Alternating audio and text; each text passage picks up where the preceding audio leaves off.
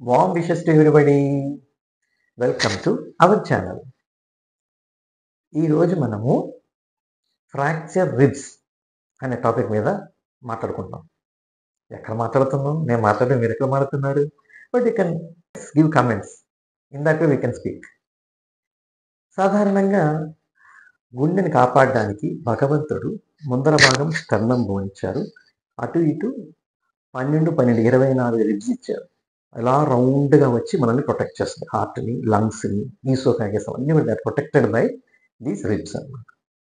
ఎవరికైతే యాక్సిడెంట్స్ అవుతాయో, ఎవరికైతే తెలియకుండా ఎవరైనా కొట్టినప్పుడు కింద పడటమో, లేకపోతే వాళ్ళు నడుస్తున్నప్పుడు కింద పడిపోవటమో, అలాంటప్పుడు ఛాతికి దెబ్బ తగిలినప్పుడు ఆ నొప్పి అనేది ఫ్రాక్చర్ రిబ్స్ వల్లనే వస్తుంటుంది. ఏదైనా ఫ్రాక్చర్ అయినప్పుడు నొప్పి అనేది ఉంటుంది. ఆ రిబ్స్ ఫ్రాక్చర్ ఎన్ని అయినాయి, అటువైపు ఇటువైపు అయినాయి, ఒకవైపు అయినా అనే పాయింట్ మీదనే మనకి సివియారిటీ డిటెక్ట్ చేస్తాం అనమాట. దాన్ని బట్టి ట్రీట్మెంట్ ఉంటుంది.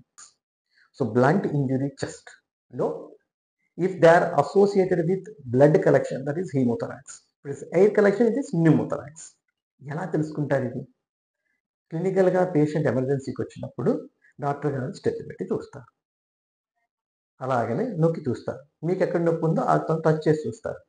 ఫ్రాక్చర్ ఉందా లేదా అర్థమవుతుంది. అది కన్ఫర్మ్ చేసుకోవడానికి ఎక్స్రే, సిటీ స్కాన్ ఇవన్నీ రాస్తారు. ఆ కన్ఫర్మేషన్ వచ్చినాక మీ ట్రీట్మెంట్ డిసైడ్ అవుతుంది. Just leaving the patient with అనాలిసిక్సా, లేదా ఒక ట్యూబ్ థొరకాస్టమీ లాంటిది చేసి లోపల ఎయిర్ కానీ బ్లడ్ కానీ తీయడం అనేది ఆధారపడుతుంది. ఎవరికైతే ఓన్లీ ఫ్రాక్చర్ అయ్యండి కలెక్షన్ ఏం లేదంటే వాళ్ళకి నో ఇంటర్వెన్షన్ ఈజ్ నీడెడ్. అంటే అర్థం ఏంటంటే ఎటువంటి ఆపరేషన్ అవసరం ఉండదు వాళ్ళకి. మరి ఏం చేయాలి సార్, నొప్పికి ఏం చేయాలి సార్ అని అడిగితే లోకల్ అనాలిసిక్ థెరపీ అదొకటి పనిచేస్తుంది. రెండవది చెస్ట్ ఫిజియోథెరపీ. అంటే మీకు బాల్ స్పైరోమీటర్ ఇచ్చి దాన్ని ఊదమంటారు. ఇనీషియల్గా నొప్పి ఉంటుంది, తర్వాత నొప్పి తగ్గిపోతుంటుంది అనమాట. మన ఇంట్లో ఐస్ ప్యాక్ లాంటిది ఉంటే ఎక్కడైతే నొప్పి ఉందో అక్కడ 5 సెకండ్ పెట్టడం, 1 సెకండ్ తీయడం, 5 సెకండ్ పెట్టడం, 1 సెకండ్ తీయడం, నొప్పి ఉన్న చోట. అప్పుడు మీకు తగ్గడానికి అవకాశం ఉంటుంది. అదే కాకుండా నొప్పి మాత్రలు కూడా ఇస్తుంటాం అనమాట. ఎవరికైతే సివియర్ పెయిన్ ఉంటుందో భయపడద్దు, అస్సలు భయపడద్దు. మీకు ప్రాణాపాయమే ఉండదు.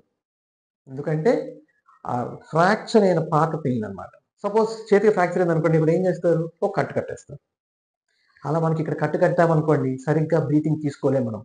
So don't go for plasters. ఆ ప్లాస్టర్స్ పెట్టుకోవడం చెయ్యొద్దు.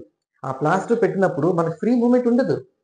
సో అక్కడ లంగ్లో అప్పుడు కొలాప్స్ వస్తుంది, కన్సాలిడేషన్ వస్తుంది, ప్రాబ్లమ్స్ వస్తాయి. అనాలిసిక్ థెరపీ అండ్ ఫిజియోథెరపీ ఇవి రెండు చేస్తే మీకు నొప్పి తగ్గుతుంది. వాళ్ళు నొప్పి మాత్రం రాస్తారు, దానికి తగ్గ మందు కూడా రాస్తారు.